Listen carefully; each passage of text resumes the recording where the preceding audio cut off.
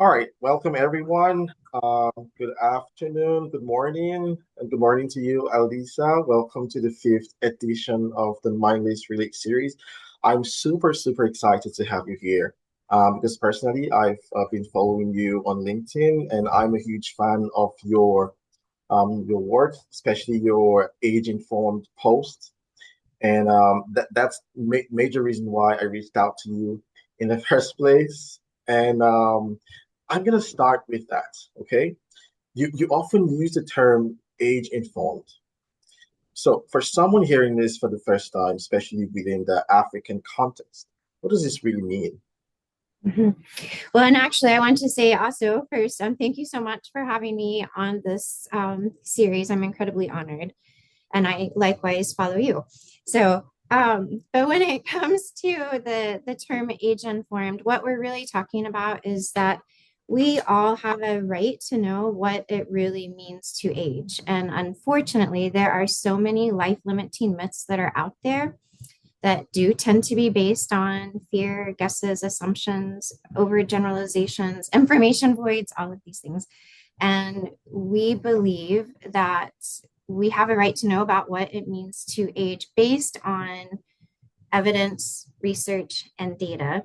Because when it comes to our health and well being and the health and well being of people we know and love and care about, or if we're a healthcare provider or other provider, we have a right to know about things that can positively impact the people that we're serving. Okay, wow, that's amazing. Okay, thank you for sharing that. And why is being age informed important in societies where aging is happening fast, but conversations haven't been caught up? And this is what's happening right now in Nigeria and Africa because we pride ourselves in the population of youth, and we forget that we are also aging. Yes, so Yes.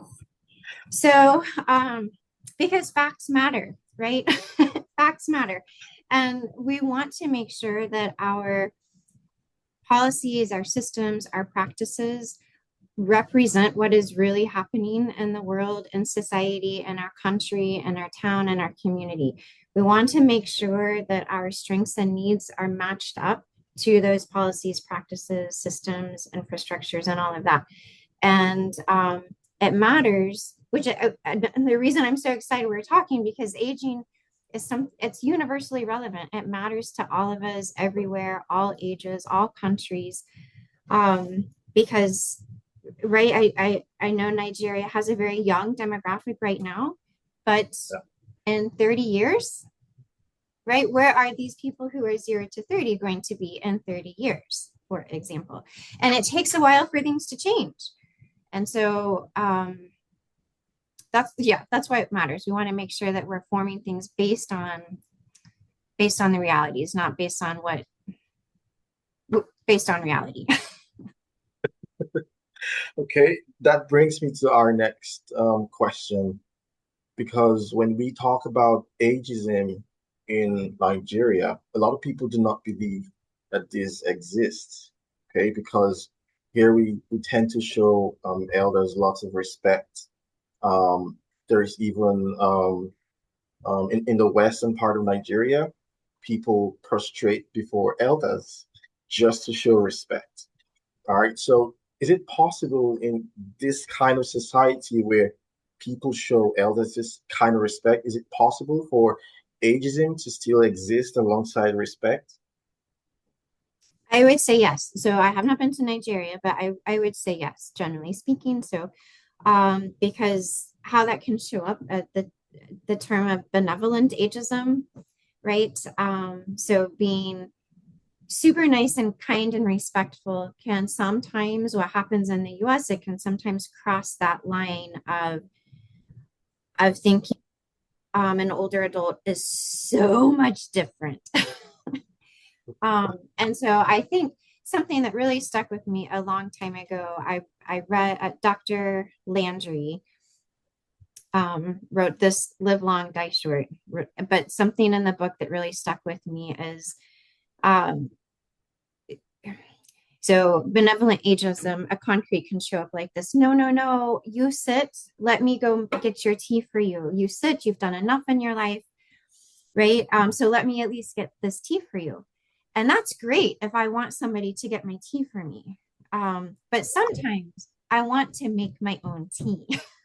Yeah, of course. So I think it can show up like that. And it's just, touching base and checking in and really listening, seeing, and hearing where people are at. We do tend to make a lot of assumptions, and often out of kindness and out of respect. And so something that I will often say, I'll say accidental ageism, Yeah. right? And so I may say something that is accidentally ageist, or somebody may say something that is accidentally ageist to me. But it's the same if I accidentally get pushed or push someone into a ditch, somebody is still in the ditch, right?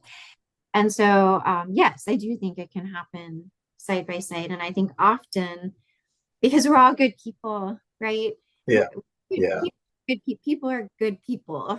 And I think it shows up accidentally a lot of times, and which is why it's so important to be age informed. Um, Mm. Okay, thank you for that. I think accidental ageism is one of the subtle ways, the subtle forms of ageism showing up in families and workplaces. And I'd like you to talk about that because right now we're big on intergenerational workforces and we're trying to see how we can bridge the gap between young and old people. And sometimes this happens. I mean, I'm guilty of this, all right, of accidental ageism. And I just found out by reading and researching. So what are ways this can show subtly in workplaces and in families? well, it can show up definitely in how we speak. And how we speak is based on how we feel and how we think and the messages we've received our entire life. And so we have, I think it's of huge importance. So we have language guides that we refer to that kind of help us see things like, oh, I never thought about it like that. I guess that is how that comes across. And I think a really good reframe is, well, do I want somebody to talk to me like that at now or ever? Do I want somebody to talk to my kids or my grandkids like that now or ever, even though it comes from a place of good most of the time? I mean, I do think there is systemic ageism and purposeful ageism. But on the day to day, I do believe it shows up as accidental ageism. And so, in the workplace specifically, I like to give this example. So, when it comes to technology use, right, there's this misbelief that age is just a number, right? The age has something to do with whether or not we can use technology, whether we're older or younger. And that's kind of silly, right? Because here's the example. So I'll ask people, are you somebody who gets super excited kind of, about the latest, greatest video game, drone, phone, social media platform, whatever it may be? Or do you cringe when your phone goes to update? And chances are, however you feel today is going to be similar to how you feel in the future, because that's our personality. It's a personality thing. Yeah. And so technology uptake tends to be based on personality, on biopsychosocial factors, not on age. And if we can get rid of that and stop and think, hey, wait a minute, why do I think all older adults anything? Or why Yeah. all younger adults anything? Wait a minute, that's just too simple. Humans and life is not that simple. So I think taking a step back, seeing why we think certain things, and then kind of pausing and just wait a minute, that's silly. And especially when it comes with um, older adults have consistently shown adaptability and agility and flexibility to all kinds of new technology, right? The internet didn't exist for a long time. And so there's this rapid pace of accelerated technology change, and many older adults, not all, because none of us are all of everything, um, utilize depend on technology, just like the same thing with not all younger adults. And so life is more complex. And we just have to pause for a minute and think, why do I think this? Everybody doesn't fall into an everything category. Yeah, Yeah. this is true. I think a lot of things that we attribute to aging are not true. We conducted a survey of older adults in our community, and we found out that a lot of them are technology savvy. Yes, a lot of them use smart devices and they use them pretty well. So it has nothing to do with age. It has nothing to do with age. And so again, back to that, people who are early adopters of technology in their teens or 20s or 30s are likely going to continue that path, right?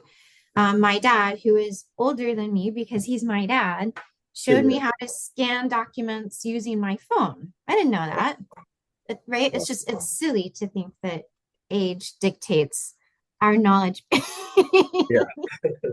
about technology use in Yeah. particular. So, All right.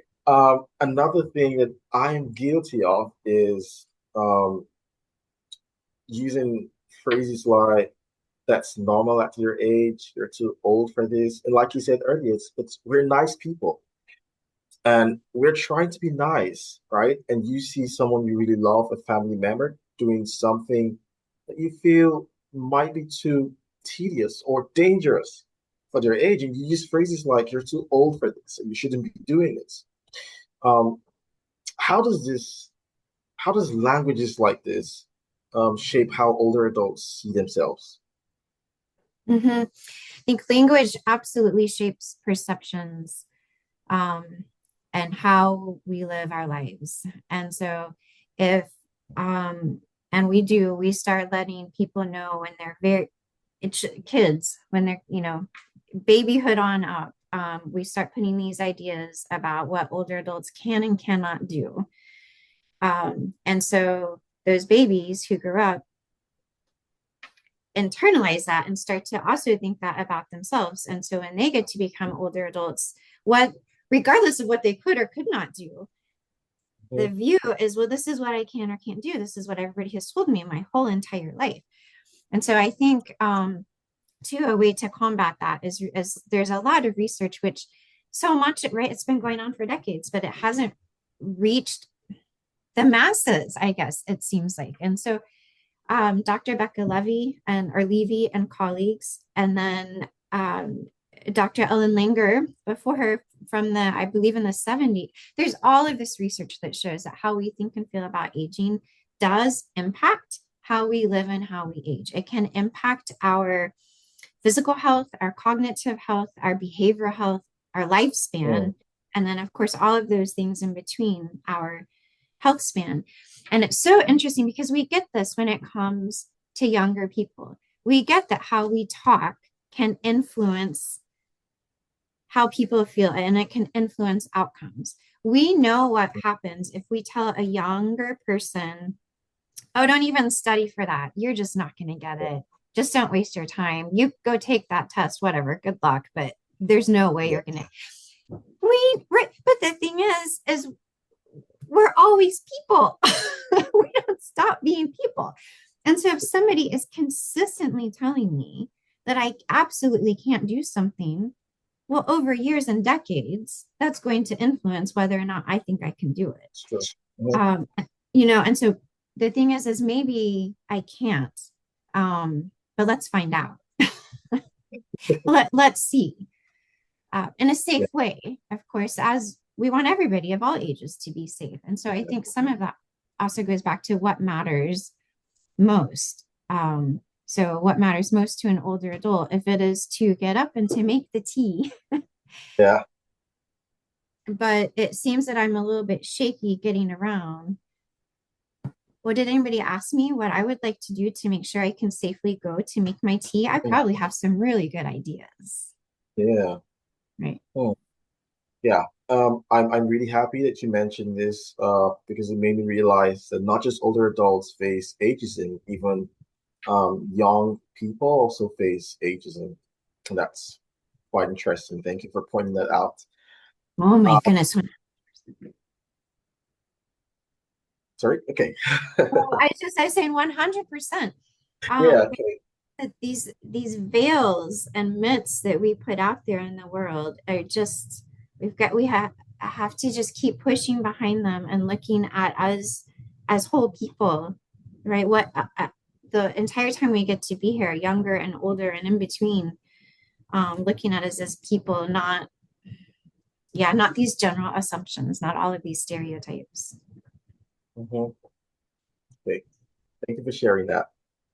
This is another interesting um, question, and I cannot wait to hear what you have to say about this, about mental health struggles. It's quite sad, but the truth is, mental health struggles in older adults are often dismissed as part of aging rather than being treated as real concern. I'd like to know why, I mean, from your experience, why do you think this happens? Mhm. I go back to facts matter, and we all deserve to know things based on evidence, research, and data that impact our health and well-being and the health and well-being of other people. Because um, we don't know these things, and so it's easy for those myths to take hold. That myth that depression is a normal part of aging, and we know that that's just absolutely that is not the case, right? Depression is not a normal part of any age. It's a medical condition. Hmm, But the sad thing is that so when we talk about reframing how we think about aging, it is so critically important that that message gets out to individuals, family members, communities, neighbors, as well as providers, healthcare providers, behavioral healthcare providers. And when I say behavioral health, I'm speaking about both mental health as well as substance use prevention, treatment, and recovery. Because the thing is that the providers are people too. And providers have gotten the same message that everybody else has their whole entire life. And these messages are just dripping with myths, life limiting myths about what it means to age. And the danger of that is that as an individual, if I notice that I seem off, things don't seem right, and if I just start to think, well, this is my life now. This is just part of getting older. That's not only can that rob me of living, it's dangerous. Not only can it rob me of living my whole life, it's dangerous. And then the same thing, why it's so critically important for families to know this, because families are people too and hear these same messages also. And so we want to make sure everybody everywhere knows that depression is not a normal part of any age. It's a medical condition, and there are resources, treatments, interventions. We don't have to just live with depression yeah. at any age, right? And so, but how so dismissed because these myths that are just permeate everywhere. Um, but it's also because behavioral health can sound and look different as we get older. So I will often say in the United States, for example, most older adults will receive services through primary care, so right through medical care provider. But it is not likely that many people will walk into the medical provider and say, you know what, I think I'm experiencing clinical depression. Well, people don't talk like that. Um, and so we've just got to be aware that depression can sound and look different, and there can be different words that are used to describe what's going on. When I say sound and look different, if somebody is an older adult and has unexplained tests come back negative, nothing seems to be wrong on the physical level, but there are physical symptoms that just don't go away, especially, like stomach aches, physical symptoms, pain that just does not go away, that has no understanding of where it's coming from. That can be a sign that somebody's living with depression. So can, and this is another reason why these myths are so dangerous. If if I'm an older adult and I'm experiencing any kind of confusion, disorganization, fear, um, just not seeming right, so often people may dismiss that as, as you say, just a normal sign of aging. And so going back, depression is not a normal part of aging, but also neither is dementia. And a Yeah. lot of times, individuals and families, and sometimes healthcare providers too, don't know that. So, dementia is not a normal part of aging at any age. And so, a big message of ours is whether it is having, whether it's somebody thinking or could be experiencing anything that could be depression or dementia, concerns about memory, physical health, anything, right? We all deserve appropriate support. And when it comes to our brain, we all have this one big, beautiful brain, right?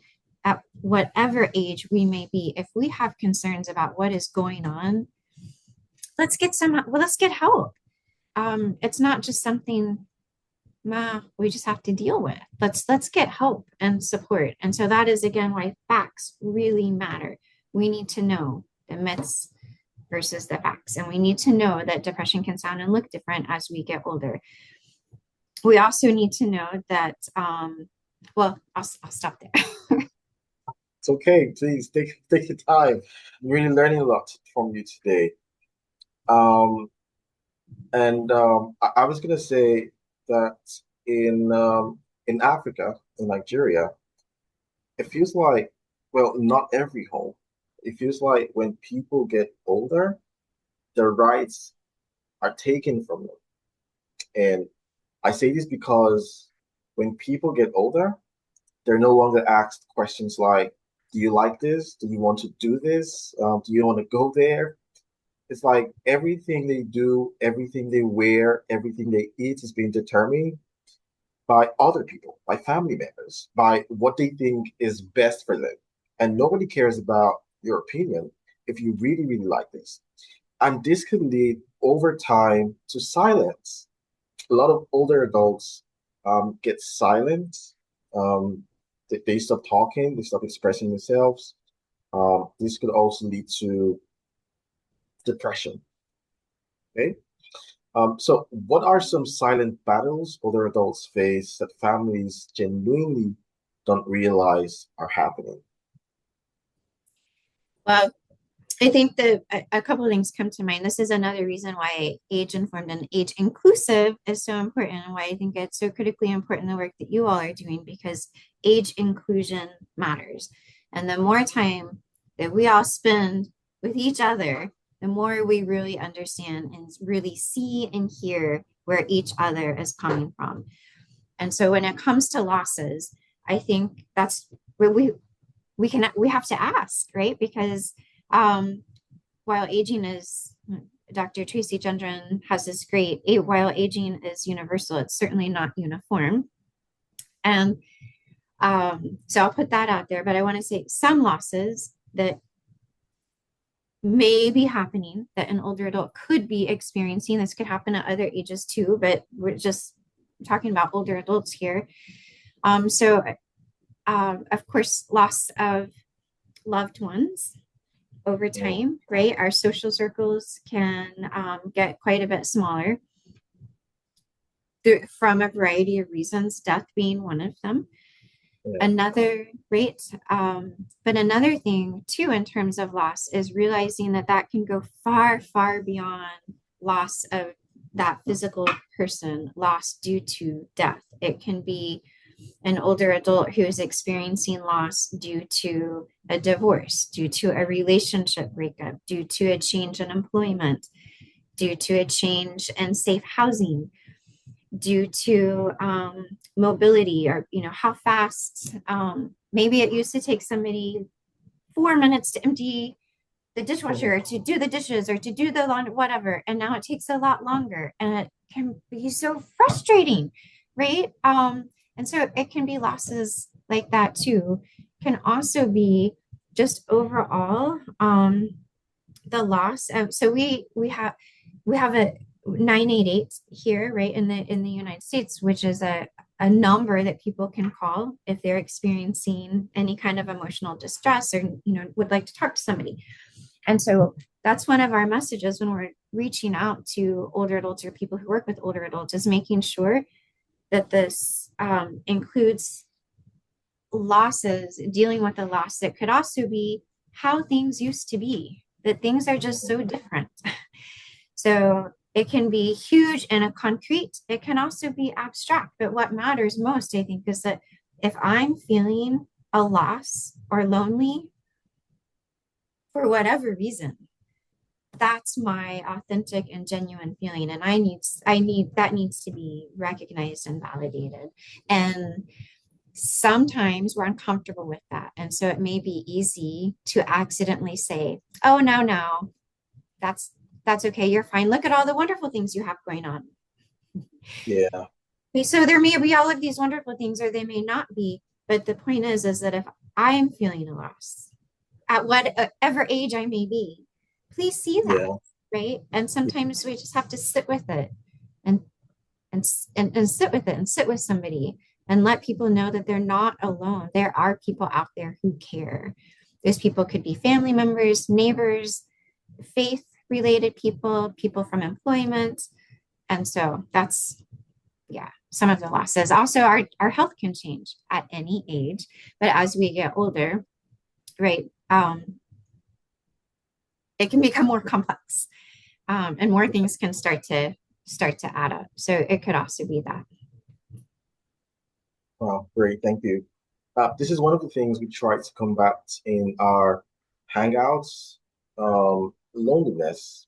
And also, we understand that older adults, not just older adults, I mean, everyone, even young adults, are experiencing difficulties in life, like you mentioned, loss.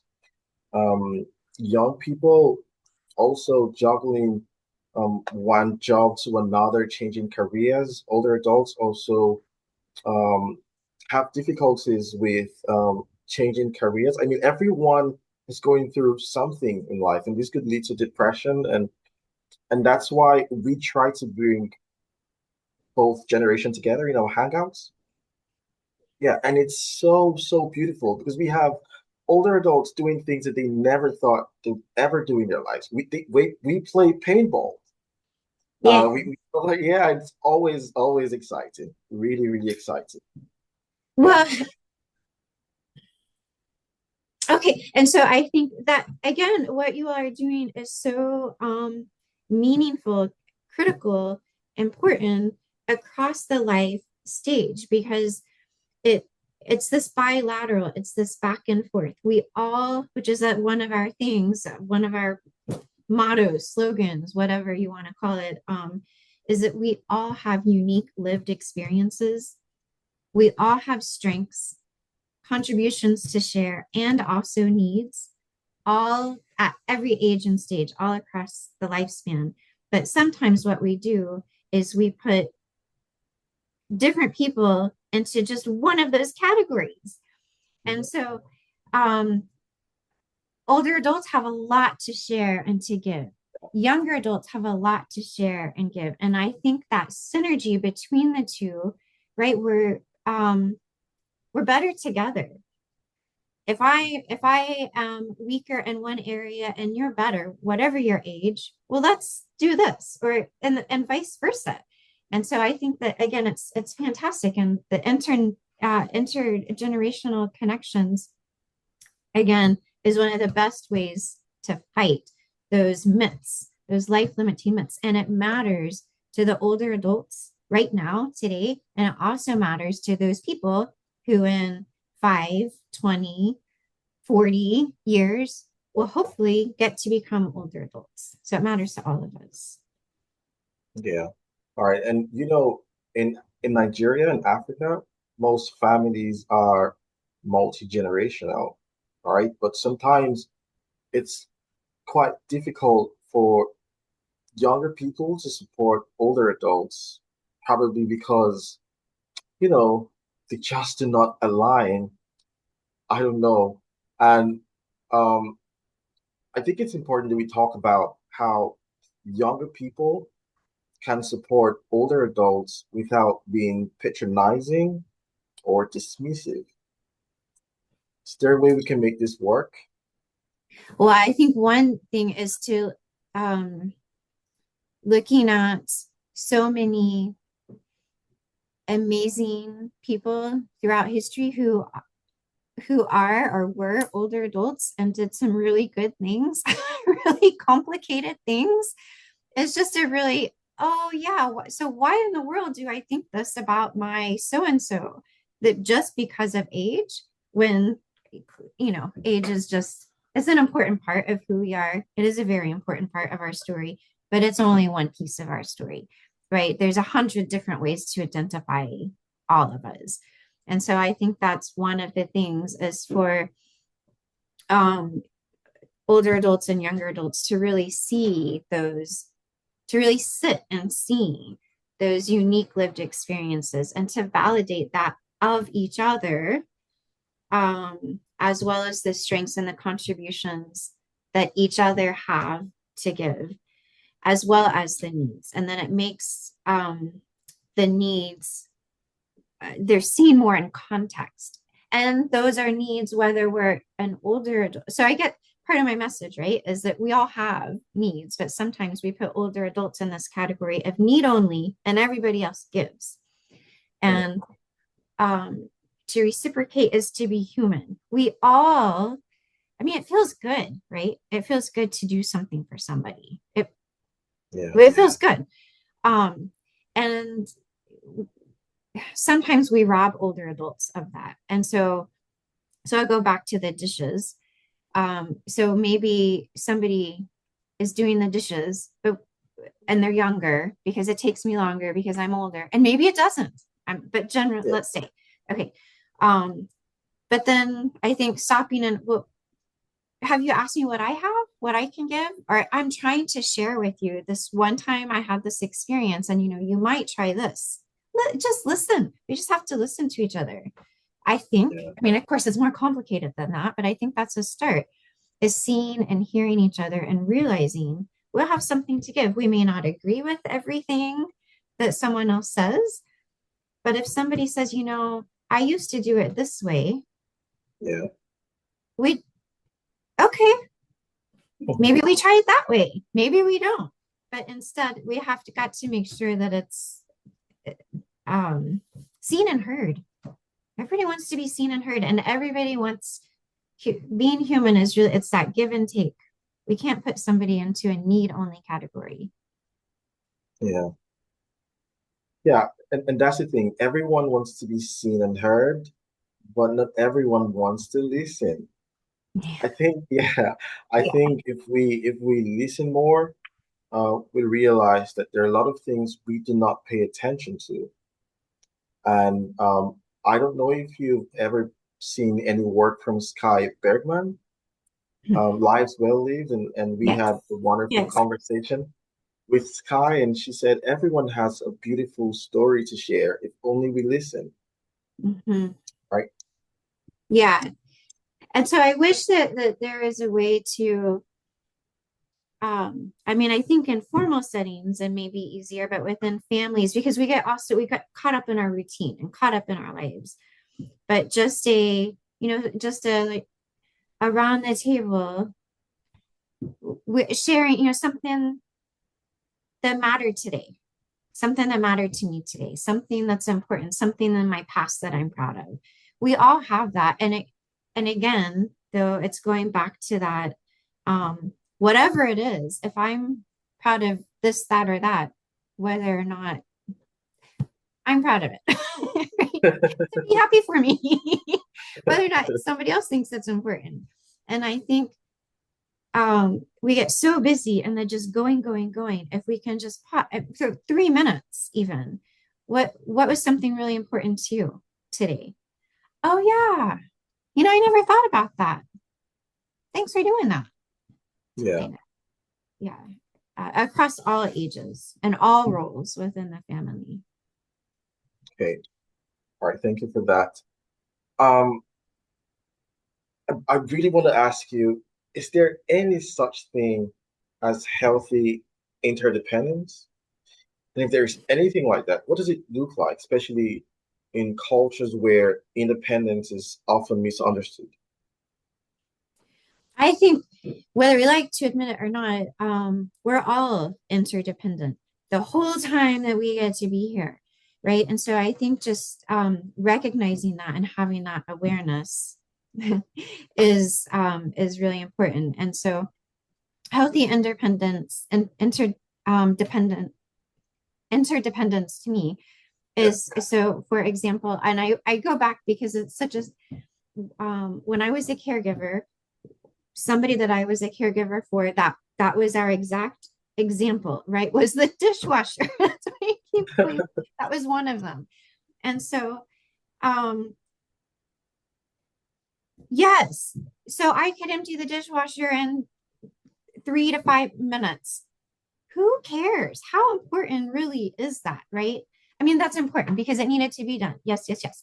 But that interdependence is then I would go and sit in the living room and I would learn things from her that mattered to me and that mattered to her. And then we had this back and forth, this human connection. And so, another fun example I like to give with this person is we'd go to the grocery store.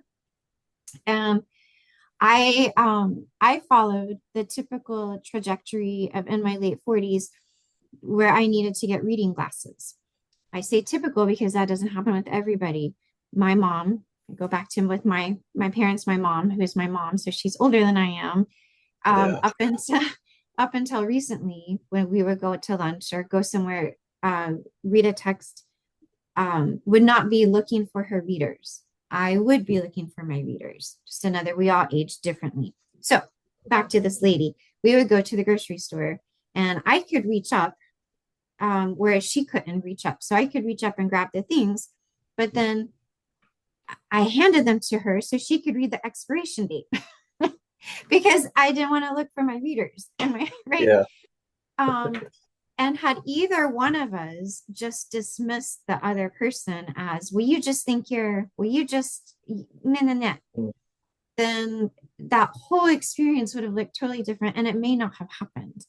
And so those are a couple just really simple examples, but I think just it goes back to we all have something to give, and that interdependence is really pausing and seeing because when we look at back to any group as being needs only or needs predominantly, we mm, miss out on so very much. yeah. Thank you for that. And I think we shouldn't see older adults as a group of people who only need help, need us to do a lot of things for them.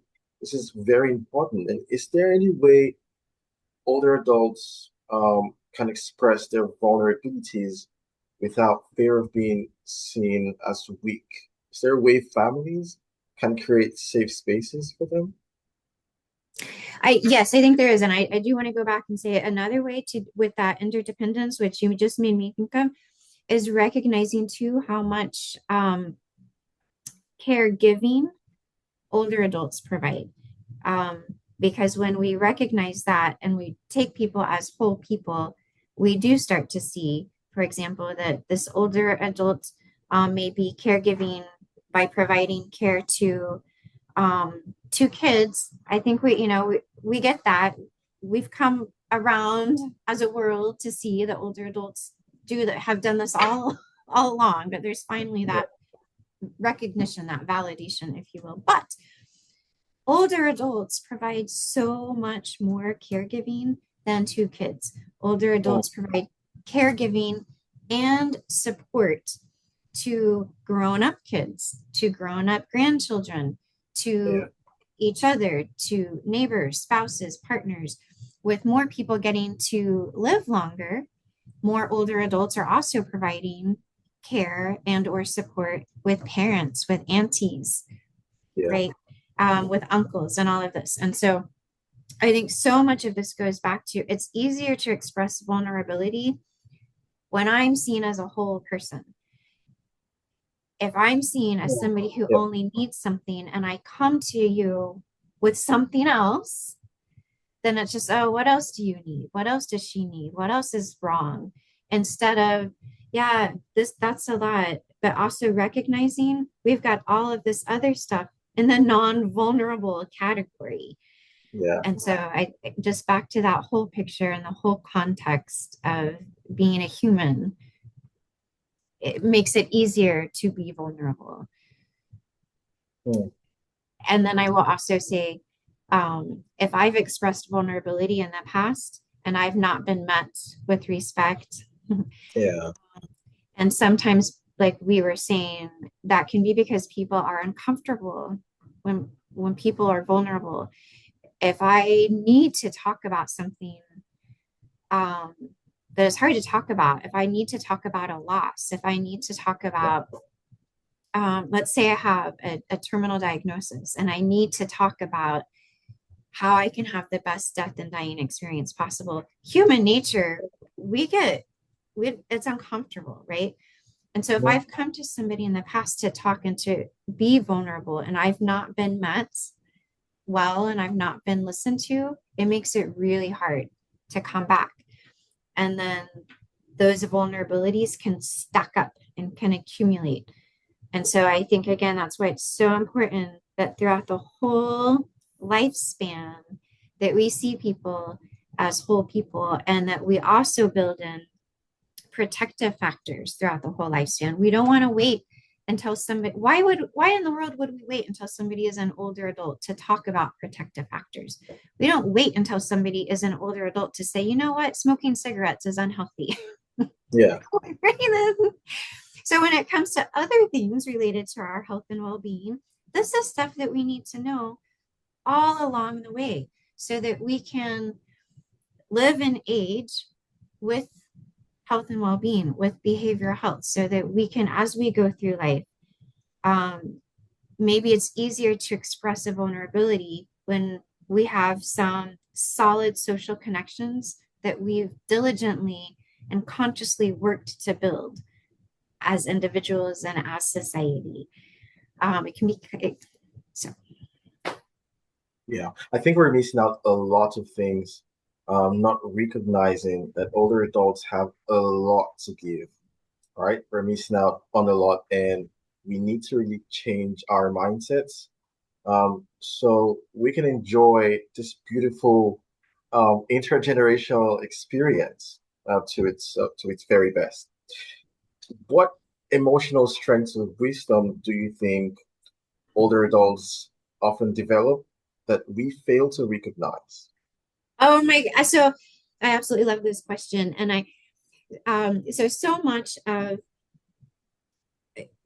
our frame at Department of Mental Health, Substance Abuse Services, where I work professionally, but also as right, I'm here as a person, which is equally, if not more important, because we're all people.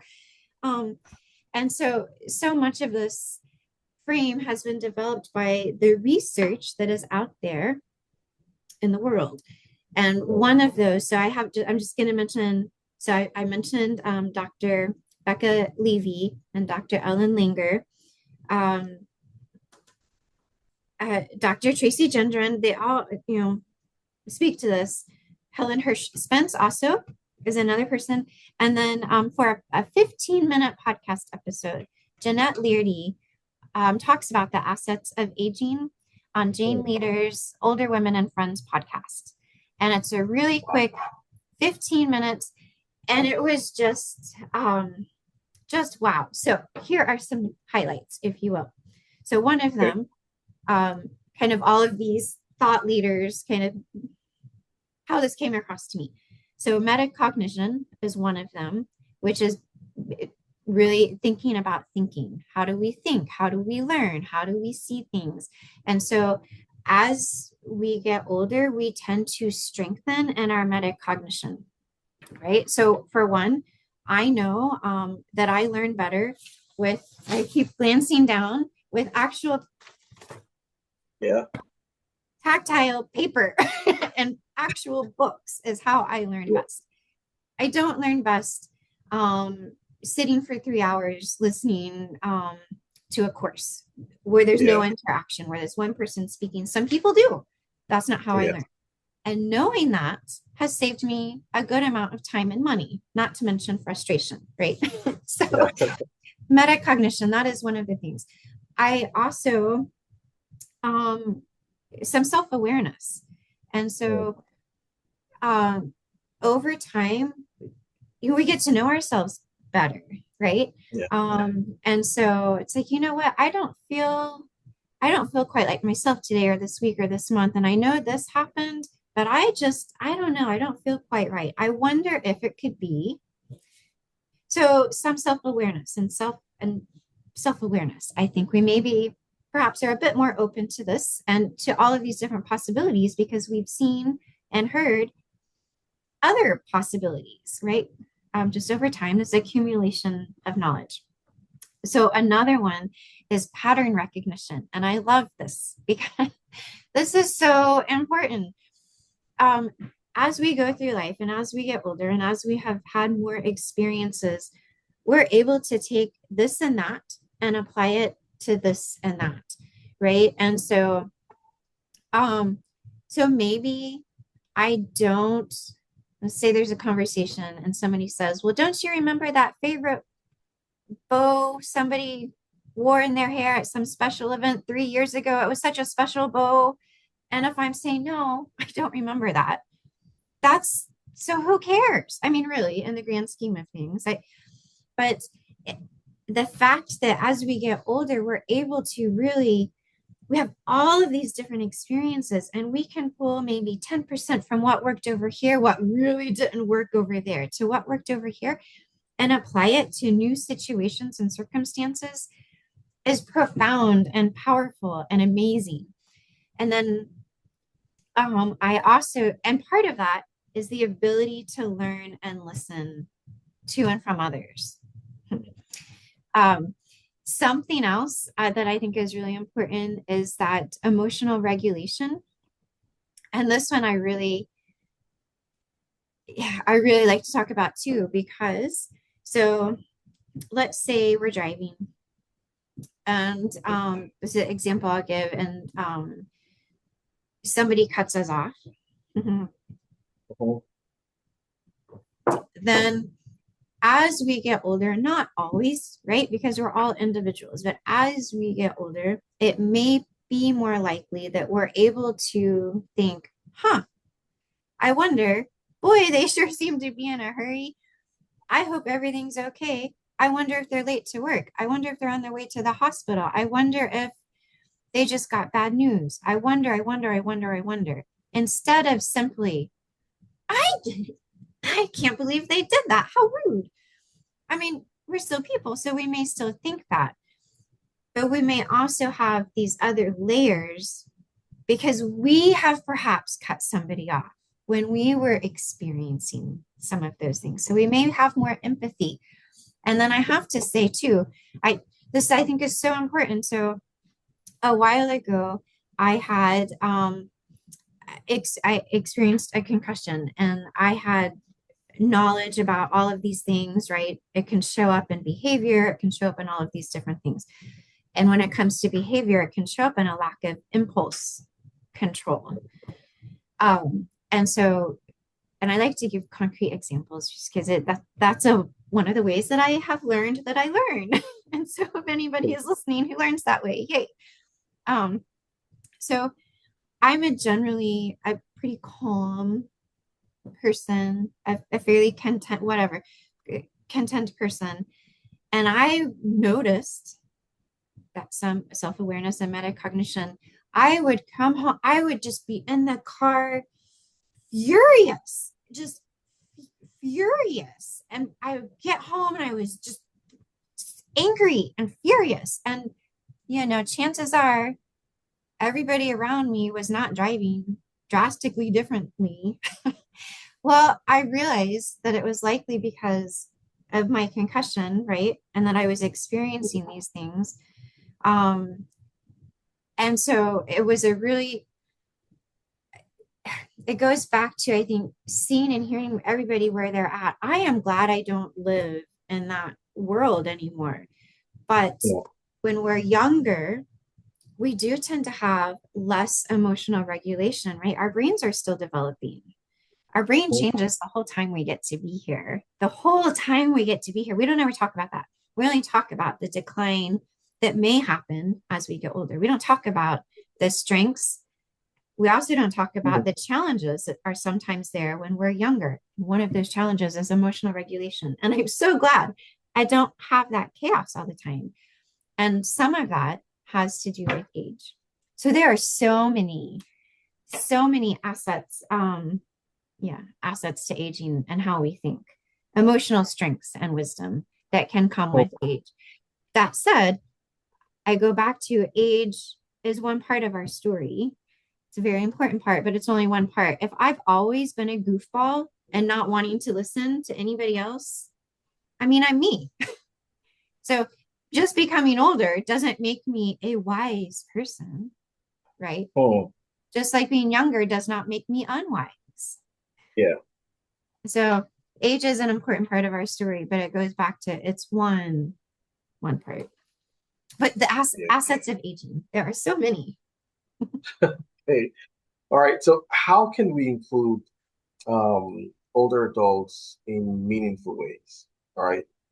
Um, because they have so much to give. All right. Is there a very meaningful way to include them? Yes. So first, I think always we can ask, right? We just ask people and see what they say and take that feedback, right? We have likely all been asked a whole bunch of questions throughout our life, and nothing has come from those answers that we've given. Yeah. So before we ask, we want to make sure we're receptive to really listening and taking that feedback and seeing if we're willing to adapt and adopt things and do things differently. But when it comes to including older people or being age inclusive, I think there are some pretty fast ways we can do it. So systems, policies, infrastructure, all that takes time. But on the day to day, some of these fast things are the one is checking in with our language and identifying if we're talking to somebody like we want to be spoken to now or ever. And then if we're talking to them or acting around them in a way that we want somebody to do for, let's say, there are some very young people in our life. What world do we want for them when they get older, right? Or if I'm that young person, and I'm in my 50s, but if I'm that young person, what world do I want when I become older? It's like, oh, I don't like that for them. I don't want that for me either, right? So we've got, I think, asking people and checking our language. And there are all these language guides that are out there. I think you mentioned the documentary, just becoming more aware, Yeah. broadening that horizon, becoming more aware about all of the challenges and the opportunities that come with aging at every age.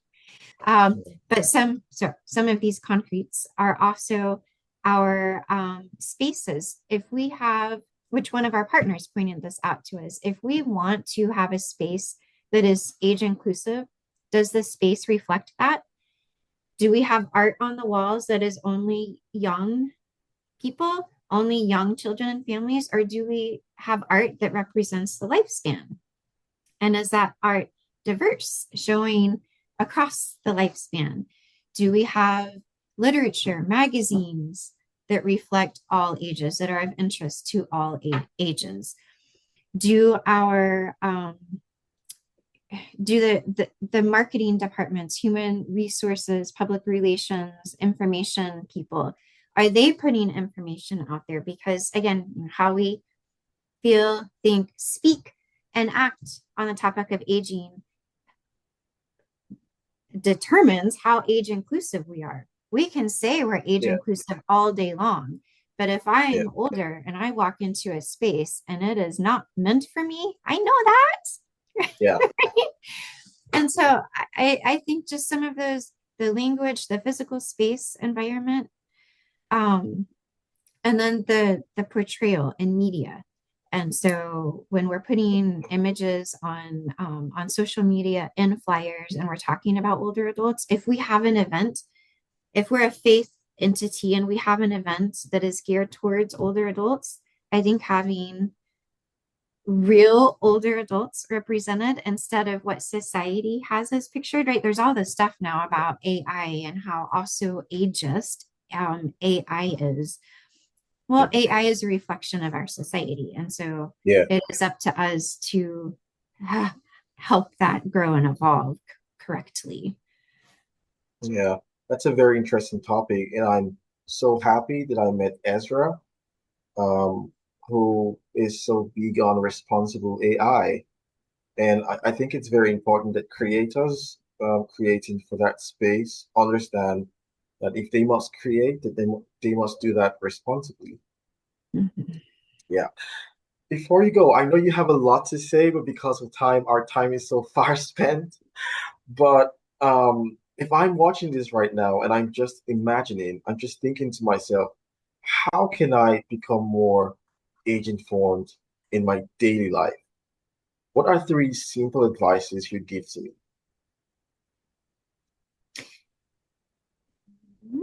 So I think, let me see. So back to the facts over fiction, facts matter. So that could be, so we have a fabulous web page at Department of Mental Health and Substance Abuse Services that is all about age informed. Of course, it's focused on behavioral health, which is really important because that behavioral health includes, as I said, so that's mental health and substance use, prevention, treatment, and recovery. But it also includes physical health, well-being, social connection, and purpose. All of those things are tied into behavioral health, which is essentially health and well-being. And so knowing fact over fiction so that we are not driven by these or limited by these life-limiting myths about aging, right? Again, that are based on fear, guesses, assumptions, information voids, and overgeneralizations. But that our understanding of aging is in fact age informed, which just means is based on evidence, research, and data. So that could look like grabbing a language guide and posting it up at places of work or worship, volunteer, things like that. It could be printing out 10 myths about aging and sharing it with everybody. Um, Yeah, because that gets to some of those behavioral health myths that we talked about. And we all deserve the opportunity to live in age with behavioral health, physical health, well-being, social connection, and purpose. So, really being guided by facts, I would say, is the main thing.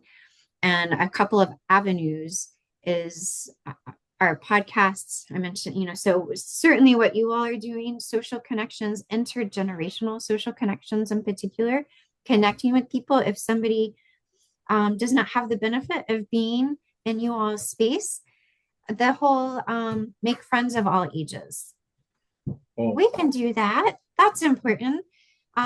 Make connections with people of all ages. I think that's really important.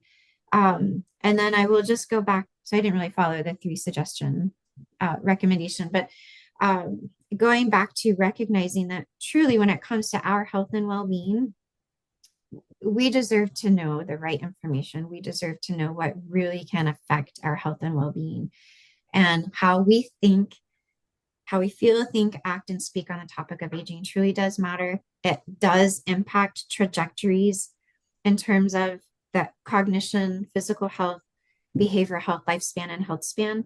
And so, because that is so important and that matters to the older adults of today and tomorrow, since we don't wake up at 20, 60, or 100 or 120, we age into the age we get to be today, each and every day.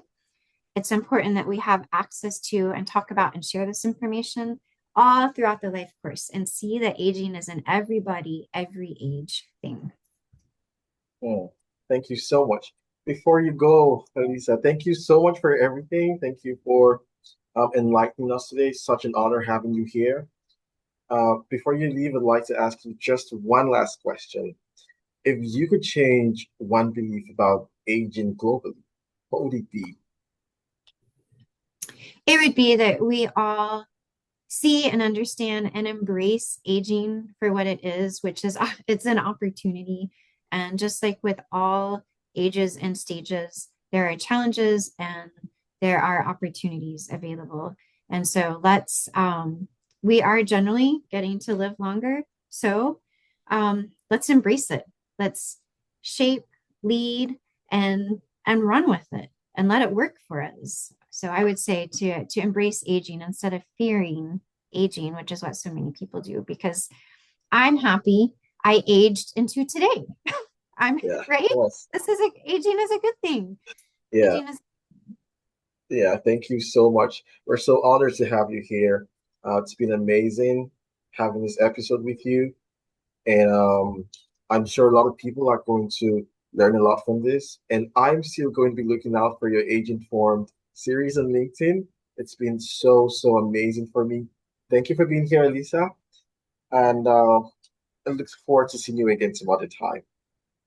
awesome. Thank you so much for having me. Incredibly honored to be here. And as I mentioned, likewise, I will continue to follow you as well. Thank All right. Thank you. Bye. you so much. Bye bye.